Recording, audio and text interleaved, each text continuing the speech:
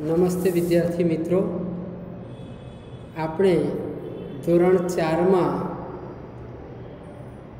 પ્રથમ સત્રની પૂર્ણાહુતિ કર્યા પછી આજે આપણે બીજા સત્રનો પ્રારંભ કરવા જઈ રહ્યા છીએ.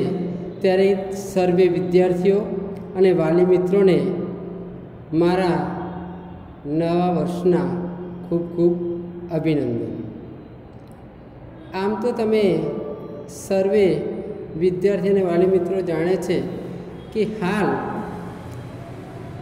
કોરોના મહામારીનો જે વ્યાપ છે એ અમદાવાદની અંદર થોડો વધારે પડતો જોવા મળે છે.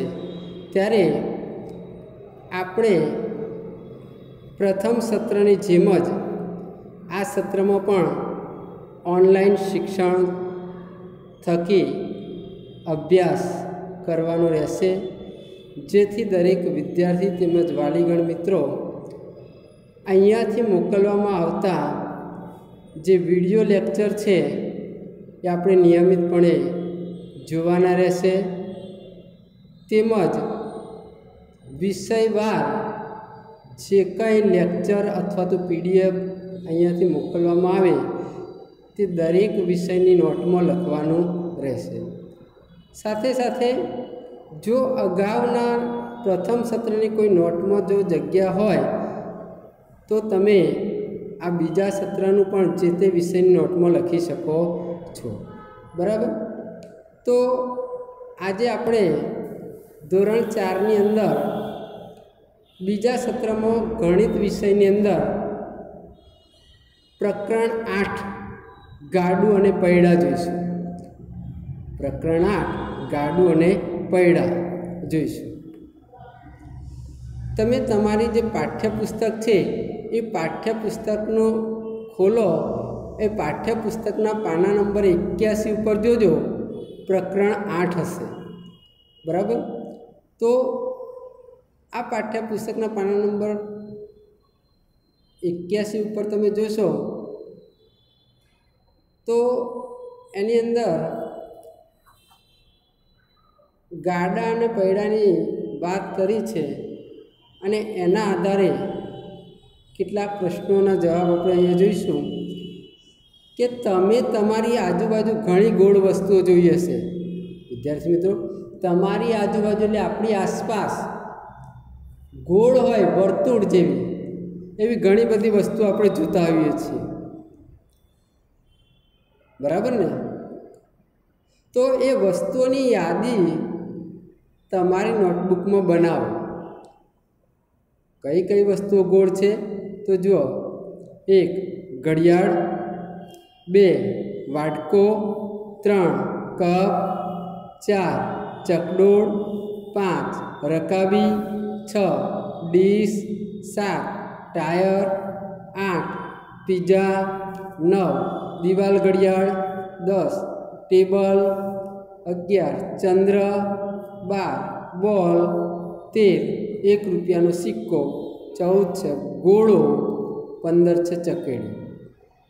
તો અહીંયા આપણે ગોળ હોય એ 15 વસ્તુઓના નામ આપણે અહીંયા લખ્યા છે કે જે તમારે જોઈને પણ લખવાના રહેશે.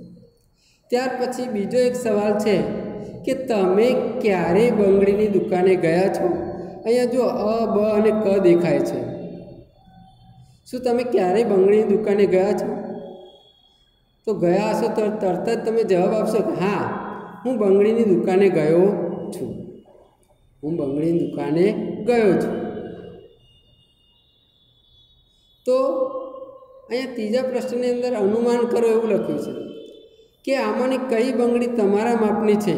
અહીંયા અ, બ અને કની અંદર જે બંગડી દર્શાવી છે એમાંથી કઈ બંગડી તમારા માપની છે એવો સવાલ છે. તો તરત જ તમે કહેશો કે સૌથી નાની જે અબંગડી જે છે, સૌથી નાની બંગડી એટલે કે અબંગડી જે છે એ મારા માપની છે. અબંગડી કેવી છે? મારા માપની છે.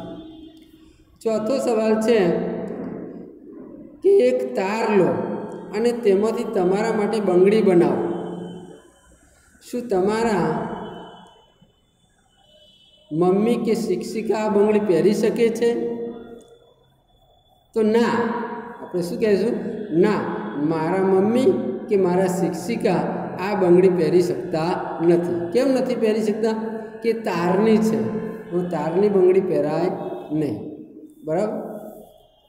પાંચમો સવાલ છે, બંગડીનો ઉપયોગ વર્તુળની આકૃતિ દોરવા માટે પણ થઈ શકે છે. બંગડીનો જે ઉપયોગ છે એ આપણે ગોળ દોરવું હોય અથવા તો વર્તુળ દોરવું હોય તો પણ બંગડી વડે દોરી શકીએ છીએ. તમારી આજુબાજુ એવી બીજી વસ્તુઓ કઈ છે કે જેનો ઉપયોગ તમે વર્તુળની આકૃતિ દોરવા માટે કરી શકો? બંગડી તો આ વર્તુળ દોરવા ઉપયોગ કરી શકીએ છીએ. એ સિવાય આપણી આજુબાજુ કઈ વસ્તુઓ છે કે જે વર્તુળ દોરવા માટે ઉપયોગ કરી શકીએ? તો આપણે વિચારીને કહેશું કે અમારી આજુબાજુ એવી બીજી વસ્તુઓ આ પ્રમાણે છે કે જેનો ઉપયોગ આપણે વર્તુળની આકૃતિ દોરવા માટે કરી શકીએ છીએ. તો એ માટે 1 રૂપિયાનો સિક્કો, ડીશ અને કપની ધાર. તો આ રૂપિયાનો સિક્કો, ડીશ અને કપની ધારથી પણ આપણે વર્તુળ દોરી શકીએ છીએ બંગડી સિવાય. બરાબર. આગળ એક સવાલ છે કે આમાંની કેટલીક વસ્તુઓની મદદથી તમારી નોટબુકમાં કે મેદાનમાં વર્તુળની આકૃતિ દોરો. આમાંની કેટલીક વસ્તુઓની મદદથી તમારી નોટબુકમાં કે મેદાનમાં વર્તુળની આકૃતિ દોરો. આમાંની એટલે કઈ? કે આપણે પહેલા પ્રશ્નમાં ગોળ વસ્તુઓની યાદી બનાવી એની વાત છે. તો 1 રૂપિયાના સિક્કાથી બનતું વર્તુળ. જુઓ, આ જે નાનું વર્તુળ છે એ 1 રૂપિયાના સિક્કાથી બનતું વર્તુળ. બીજું વર્તુળ છે એ કપની ધારથી બનતું વર્તુળ છે. અને ત્રીજું વર્તુળ છે એ ડીશથી બનતું વર્તુળ છે. તો તમે આ વર્તુળ ઉપરથી જ નક્કી કરી શકશો કે કયું વર્તુળ નાનું છે. ડીશથી બનેલું વર્તુળ, કપથી બનેલું વર્તુળ કે રૂપિયાના સિક્કાથી બનેલું વર્તુળ. તો રૂપિયાનો જે સિક્કો છે એ ડીશ અને કપની ધાર કરતાં નાનો હોય એટલે એ વર્તુળ નાનું હશે. તો અહીંયા સવાલ પૂછે છે, અહીં કઈ વસ્તુ દ્વારા સૌથી નાનું વર્તુળ બન્યું? બોલો, કઈ વસ્તુ દ્વારા સૌથી નાનું વર્તુળ બન્યું? હા, કે 1 રૂપિયાના સિક્કાથી નાનું વર્તુળ બને છે. શેનાથી બને છે? 1 રૂપિયાના સિક્કાથી. બીજો સવાલ છે, કઈ વસ્તુ દ્વારા સૌથી મોટું વર્તુળ બન્યું? આપણે 3 વર્તુળ બનાવ્યા, તો કઈ વસ્તુ દ્વારા સૌથી મોટું વર્તુળ? તો ડીશથી મોટું વર્તુળ બને છે. ડીશથી વર્તુળ કેવું બને છે? મોટું બને છે. ત્યાર પછી જોઈએ પ્રશ્ન 2. તમારા પાઠ્યપુસ્તકનું પાના નંબર 83 જોતા રહો. તમારા પાઠ્યપુસ્તકનું પાના નંબર 83. અહીંયા બાળકો કેટલીક રમતો રમી રહ્યા છે એવું આપણને દેખાય છે. અહીંયા ચિત્રની અંદર જો રમત 1 અને રમત 2 એમ 2 ભાગ પડેલા છે. તો આ રમત 1 અને રમત 2ને આધારે આપણે કેટલાક પ્રશ્નોના જવાબ લખવાના છે. તમે જાતે પણ આ જવાબો લખી શકો છો.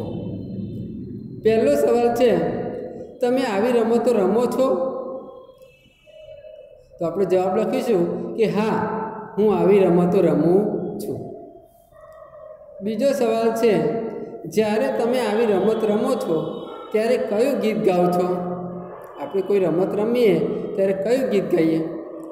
તો કહેવાય કે જ્યારે અમે આવી રમત રમીએ છીએ ત્યારે એક આ પ્રમાણે ગીત ગાઈએ છીએ તે ધમાલ ધોકો ધમધમ થાય, પાછું વળીને જુએ એની પીઠડી રંગાય, આવરે કાગડા કઢી પીવા, શેર સોનું લેતો આવજે, મારામાં કાંકરી ખૂંચે છે, આવરે કાગડા કઢી પીવા. આવું ગીત આપણે ગાઈએ છીએ. ત્રીજો સવાલ છે, શા માટે આપણે આ બધી રમતોમાં વર્તુળ બનાવીએ છીએ? કે આપણે આ બધી રમતોમાં વર્તુળ બનાવીએ છીએ કારણ કે વર્તુળને કોઈ બાજુ કે ખૂણા હોતા નથી. વર્તુળ હોય ગોળ, તો વર્તુળને કોઈ બાજુએ ના હોય કે ખૂણા પણ ના હોય, એ તો સર્કલ યાની કે ગોળ જ હોય. પણ દરેક બાળક કોઈ પણ સ્થિતિની પસંદગી વગર કોઈના સ્થાનનો ઉપયોગ કરે છે અને સમાન મહત્ત્વ અને તક મેળવે છે. બરાબર. ચોથો સવાલ છે, આપણે લંબચોરસ બનાવીએ જ છીએ તો એની ચર્ચા કરો. જો લંબચોરસ બનાવીએ તો બાળકની સ્થિતિ સરળતાથી ઓળખી શકાય છે, પરંતુ ખૂણાના લીધે તેઓ સરળતાથી છોડી શકતા નથી.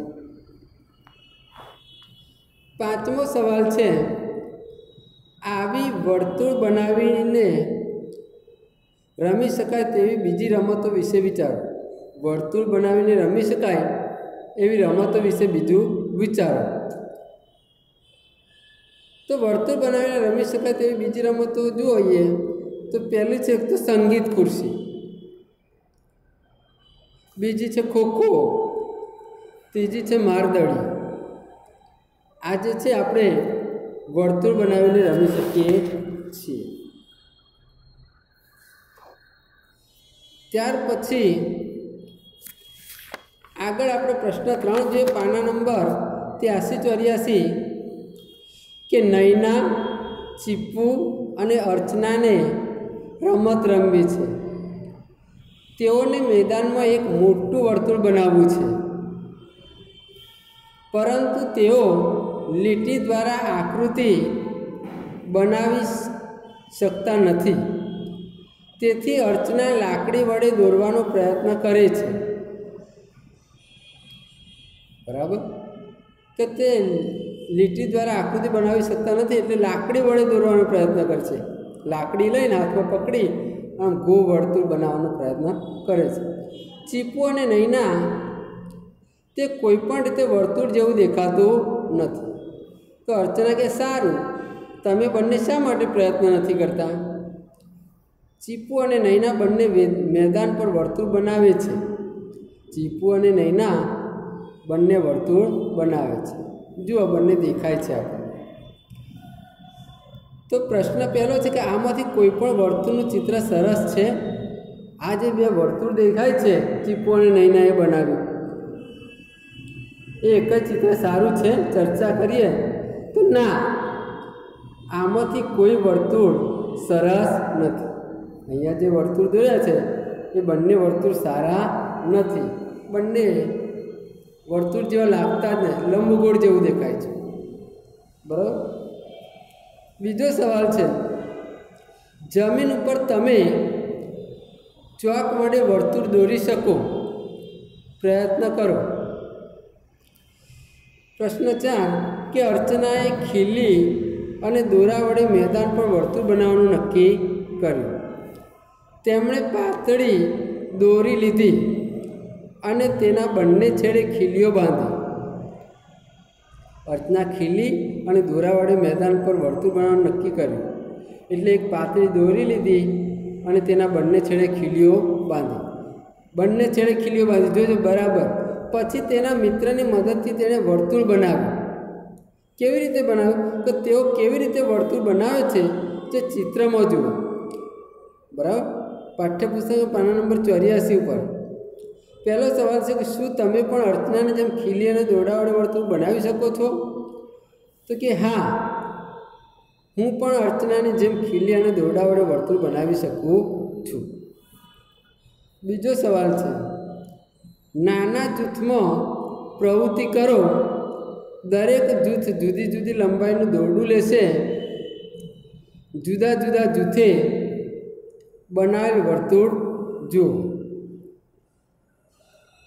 જો અહીંયા વર્તુળ છે, અહીંયા પહેલું છે મુકુલના જૂથનું વર્તુળ છે, બીજું વર્તુળ છે જયંતના જૂથનું વર્તુળ છે, અને ત્રીજું વર્તુળ જે છે એ દીપકના જૂથનું વર્તુળ છે. બરાબર. તો એ 3 જૂથ છે, મુકુલનું જૂથ, જયંતનું જૂથ અને દીપકના જૂથનું વર્તુળ છે. હવે મુકુલનું જે જૂથ છે એનું વર્તુળ 2 મીટર છે. જયંતના જૂથનું જે વર્તુળ છે 4 મીટર છે અને દીપકના જૂથનું જે વર્તુળ છે 6 મીટર છે. આના આધારે તમે જુઓ કે કયા જૂથે સૌથી મોટું વર્તુળ બનાવ્યું છે. કયા જૂથે સૌથી નાનું વર્તુળ બનાવ્યું છે. તો તમે કહી શકશો, નજર કરશો દીપક, જયંત અને મુકુલ. તો આ પરથી તમે કહી શકશો કે મુકુલના જૂથે સૌથી નાનું વર્તુળ બનાવ્યું છે. કયા જૂથે સૌથી નાનું વર્તુળ બનાવ્યું છે? મુકુલના જૂથે સૌથી નાનું વર્તુળ બનાવ્યું છે. બરાબર. તો વિદ્યાર્થી મિત્રો, આ જે કંઈ ચલાવ્યું એ તમારે ગણિતની વિષયની નોટમાં લખવાનું છે. અહીંયાથી PDF મોકલવામાં આવશે, એમાંથી જોઈને પણ તમે લખી શકો છો, અને વિડીયોમાંથી જોઈને દેખાતું હોય એમાંથી પણ તમને જોઈ લખી શકો છો. બરાબર. ધન્યવાદ.